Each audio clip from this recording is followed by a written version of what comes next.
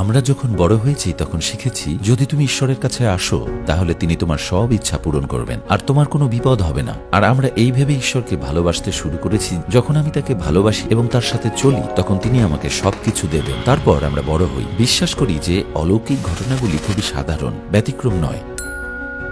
তখন আমরা প্রথম সমস্যার সম্মুখীন হই আর তখন নিজেকে বলি ঈশ্বর অবশ্যই এটা দেখবেন। আর সময় চলে যায়, সমস্যা সেখানেই রয়ে যায় আর কোনো আশ্চর্য কাজ ঘটে না। তারপর তুমি ঈশ্বরের উপর বিশ্বাস হারাতে শুরু করো আর অনুভব করো যে তুমি একটা অর্থহীন সম্পর্কের মধ্যে পড়ে রয়েছ। তখন তুমি ঈশ্বর সম্বন্ধে অযাচিত কথা বলো, তুমি তাকে খারাপভাবে অভিযোগ করো আর দূরে সরে যাও, কারণ তুমি ঈশ্বরকে একটা ব্যাংক হিসাবে অথবা তোমার সমস্যার একমাত্র সমাধানকারী হিসাবে চিন্তা করেছো। যাই হোক, তুমি সত্যি ঈশ্বরের সাথে চলছিলে, কিন্তু ভুলভাবে।